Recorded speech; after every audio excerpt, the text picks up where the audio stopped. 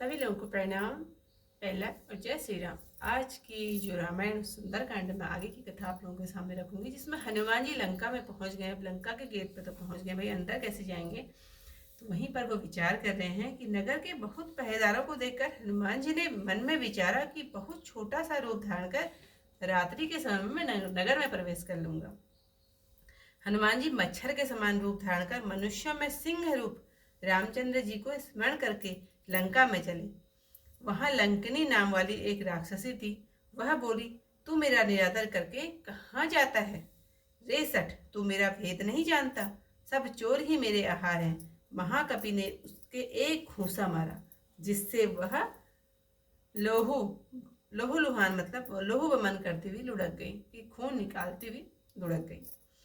फिर संभल कर लंकिनी उठी और हाथ जोड़कर शंका सहित प्रार्थना करने लगी। रावण को जब ब्रह्मा जी ने वरदान दिया था, तब चलते समय उन्होंने मुझे यह लक्षण बतलाया था कि जब तू बंदर की मार से विकल हो जाए, तब जान लेना कि अब राक्षसों का संहार हुआ है। हे तात, मेरे बहुत पुण्य हैं जो मैं नेत्रों से श्री रामचंद्र जी के दूत को देख पाई। हे तात, स्वर्ग और मोक्ष का सुख तराजू के एक पलड़े में रखा जाए, और जो पल भर के सत्संग का सुख है वह दूसरे पलड़े में रखा जाए, तो सब मिलकर भी सत्संग के बराबर नहीं होता। हृदय में कौशलाधीश का स्मरण, नगर में प्रवेश करके सब कार्य कीजिए, उसको विष अमृत हो जाता है। शत्रु मित्रता करता है, समुद्र गौ के खुर के समान हो जाता है, और आग ठंडी हो जाती है। हे गरुड़, सुमेरु पर्वत उसको धूल के समान हो जाता है, जिसको श्री रामचंद्र जी की दया दृष्टि से देखते हैं। जो बहुत छोटा रूप धारण कर हनुमान जी से भगवान का स्मरण करके नगर में घुस गए। उन्होंने हर एक घर ढूंढा, जहां तहां अनगिनत योद्धा देखे। फिर रावण के महल में गए।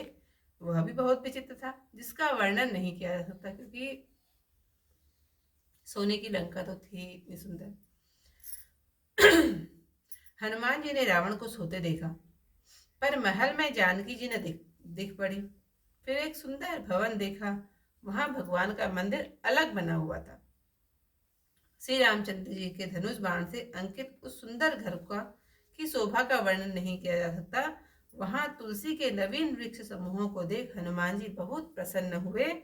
लंका में तो राक्षसों का निवास है, यहाँ सज्जन का वास कहाँ? इस प्रकार हनुमान जी विचार करने लगे। उसी समय विभीषण जागे। उन्होंने राम राम स्मरण किया।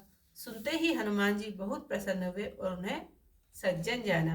उन्होंने सोचा कि इनके हट करके पहचान करूंगा, साधु जन से कार्य की हानि नहीं होती। ब्राह्मण का रूप धरकर हनुमान जी ने वचन सुनाया। सुनते ही विभीषण जी उठकर वहां आए, प्रणाम करके कुशल पूछी और कहा, हे विप्र, अपनी कथा समझा कर कहिए। क्या आप हरि भक्तों में से कोई हैं? क्योंकि मेरे हृदय में बहुत प्रीति उत्पन्न हो रही है। अथवा आप तीनों से प्रेम करने वाले स्वयं राम जी ही हैं, जो मुझे बड़भागी बनाने आए हैं। तब हनुमान जी ने कथा कहकर अपना नाम बतलाया। सुनते ही दोनों के शरीर पुलकित हो गए और रामचंद्र जी के गुण समूह स्मरण करके दोनों के मन मग्न हो गए। विभीषण बोले, हे पवन पुत्र हनुमान जी, सुनो। यहाँ हमारा रहना ऐसा है जैसे दांतों में बेचारी जीव रहती है। इससे हे तात, मुझे अनाथ जानकर क्या रामचंद्र जी मुझ पर कृपा करेंगे? मेरा तमोगुणी राक्षसी शरीर है, साधन भी नहीं है, मन में श्री रामचंद्र जी के चरणों में प्रीति भी नहीं है। परंतु हे हनुमान जी, अब मुझे विश्वास हुआ कि श्री हरि की कृपा के बिना संत नहीं मिलते। जब श्री रामचंद्र की कृपा है, तभी आपने हट करके मुझको दर्शन दिए हैं। यह सुनकर हनुमान जी ने कहा, सुनो विभीषण, प्रभु श्री रामचंद्र जी की यह रीति है कि वे अपने भक्त पर सदा प्रीति करते हैं। कहो, मैं ही कौन बड़ा कुलीन हूँ, जाति का चंचल बंदर ही, सभी प्रकार से हीन हूँ। प्रातः काल जो मेरा नाम लेवे, तो उस दिन उसे भोजन भी ना मिले। हे मित्रों, सुनो, ऐसा अधम तो मैं हूं, पर मुझ पर भी राम जी ने कृपा करी। प्रभु के गुणों को स्मरण करके दोनों ही आंखों में आंसू भराए। आज की कथा करते ही पर समाप्त। चौपाइयों के साथ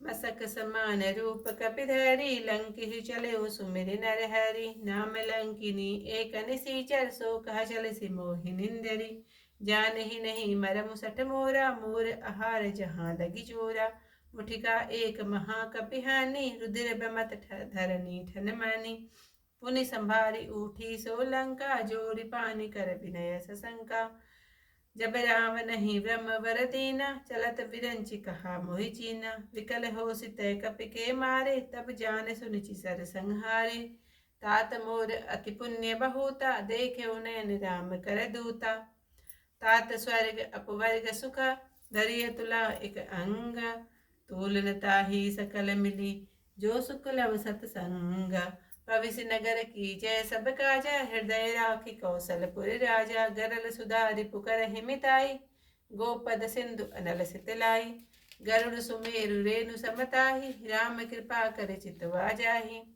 अतिल गुरु धरे हनुमाना पैठा नगर सुमिरि भगवाना मंदिर मंदिर प्रति करि सोदा देखे जहता अगणित जोधा गयो दसानन मंदिर माही अति विचित्र कही जात सुनाही सियन किए देखा कपिते ही मंदिर महुन दिखी वैदेही भवन एक पुनि दीख सुहावा हरि मंदिर तह भिन्न बनावा रामायुध अंकित ग्रह शोभा वरनिन जाई नव तुलसी का वृंद तह देखी हरस कपिराई लंका निशिचर निकर निवासा यहाँ कहाँ सज्जन कर वासा मन महु तरक करे कपिलागा ते ही समय विभीषण जागा राम राम ते सुमिरन केदा हृदय हरस कवि सज्जन नीना चीन्हा एहि सट हरि कर हट्टी करि हऊँ पहचानी साधु ते हो इन कारज हानि विप्र रूप धरि वचन सुनाए सुरत विभीषण उठित आए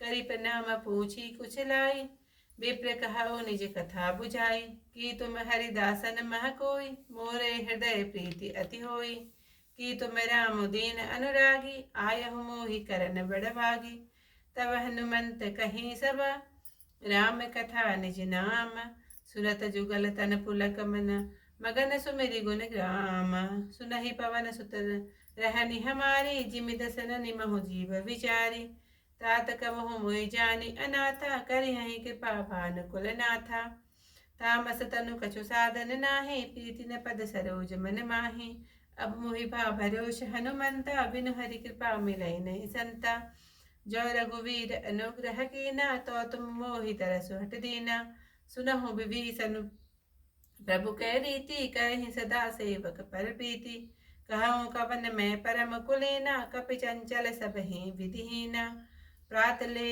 जो नाम हरा हमारा तेहि दिन ताहि न मिले आहारा असमय अदम सखा सुनु मोहु पर रघुवीरा कीनि कृपा सुमिरि गुण भरे विलोचन नीरसिया वर रामचंद्र पद जय शरणम शंकर हरिओम जय जय सिया राम मंगल भवन अमंगल हारी उमा सहित जय जपत मुरारी।